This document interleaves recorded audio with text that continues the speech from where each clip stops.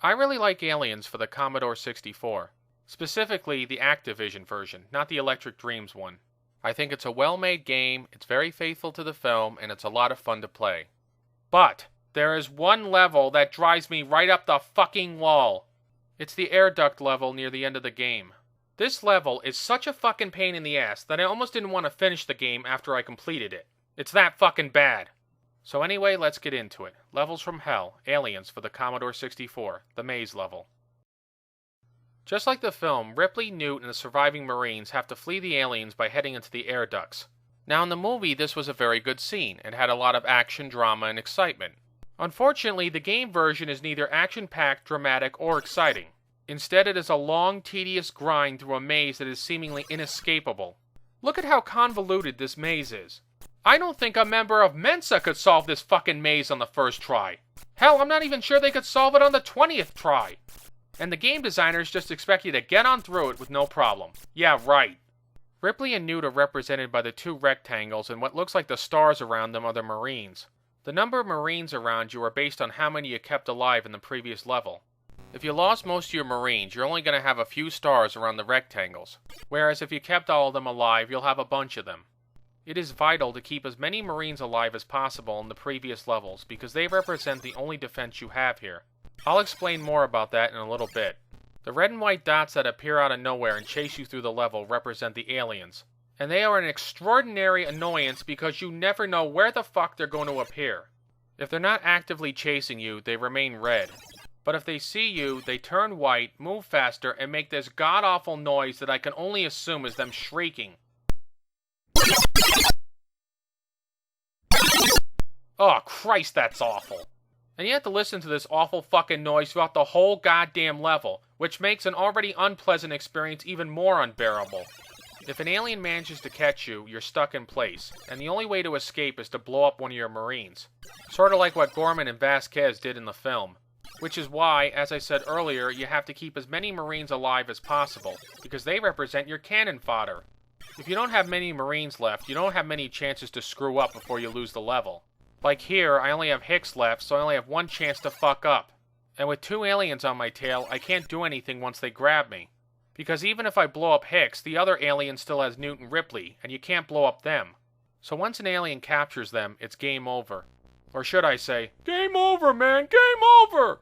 Frankly, I think this whole blowing up your Marines defense is a pile of crap. Even in this part of the movie, they still had pulse rifles and pistols. Yet now, for some unknown fucking reason, they can't use them. They couldn't just give you limited ammo or the alien's equivalent of a power pellet or something? No, of course not. Not even a motion tracker like they had in the film? Nope, you don't get that. So you just have to run through the maze like a goddamn idiot and hope the aliens don't catch you. This seems more like something out of Alien 3 than Aliens. And it doesn't even make sense if you really think about it, because aren't the Marines blowing everybody up, including themselves and the aliens? Fine game, whatever. Even if you manage to keep every Marine alive throughout the other levels, it's still very easy to lose them all in this one. And why is that, you might ask? Because the fucking level is a fucking maze and it's so fucking easy to get lost in it. That's why. Do you see this shit right here? It's like 50 fucking tunnels. How could anybody know where to go? They overlap and they spin around and they go up and down and here and there. And they don't give you a map or a compass or a tracking system or fucking anything. No, they just say go through the vents and hope you can find your way out. Well, gee, thanks a lot for that. What's even worse is when two aliens corner you in certain ducts and then you have to blow a Marine up. Like here, I'm trapped front and back unless I kill one of my guys. And these creatures aren't like the ghosts in Pac-Man where you can take one or two of them out for a brief time. No, these fuckers keep respawning over and over and over again. Trust me, you can blow up as many of the bastards as you like, but you'll run out of Marines before the game runs out of aliens. I think it would have worked so much better if you only had a limited number of aliens to flee. That, and maybe if they gave you a goddamn gun to fight back with. Or at the very fucking least, maybe make this maze a little more navigatable. Did they really need to have all these fucking tunnels overlapping each other? I only managed to get through this maze one time without losing everybody, and that was sheer dumb luck. From what I can see, there's only two ways to beat this level. One, get a walkthrough, and I'm sure even that would be a pain in the ass to use because you have to keep on looking at it while you're playing, going, okay, turn left, turn right, turn up, turn left, turn right, turn up, turn down, oh, fuck it! Or two, you can do what I did. I had to lose about 500 times and keep bumbling around the maze like a fucking idiot until finally, by some miracle, I managed to find my way out. Don't ask me how. No matter what way you pick, though, it's still going to be annoying. There's one other thing I don't understand about this level. Some of the other levels are maze-like, but at least in those ones they give you guns. And they at least look more developed than dots and squares on the screen. So why not make this level the same as the other ones? Why make it look cheap as shit? Were they running out of memory or time or something? It's almost like someone else slapped this level into the game at the last minute, because it just doesn't feel like a part of the whole. Actually, it feels like it belongs in a cheaper, worse game than this one. Once you get out of this level, the rest of the game turns out to be very enjoyable. And there is a password system, so if you get that frustrated with it, you can skip it. All in all, I wish they had scrapped this level, or at the very least redesigned it, because it detracts from an otherwise excellent game.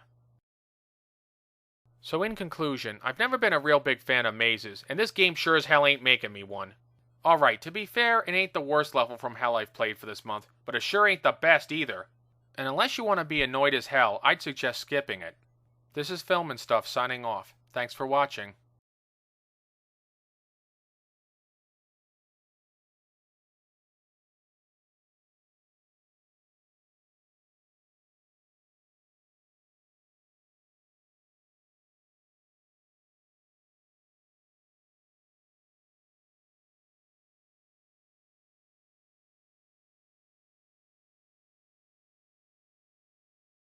Game over, man! Game over!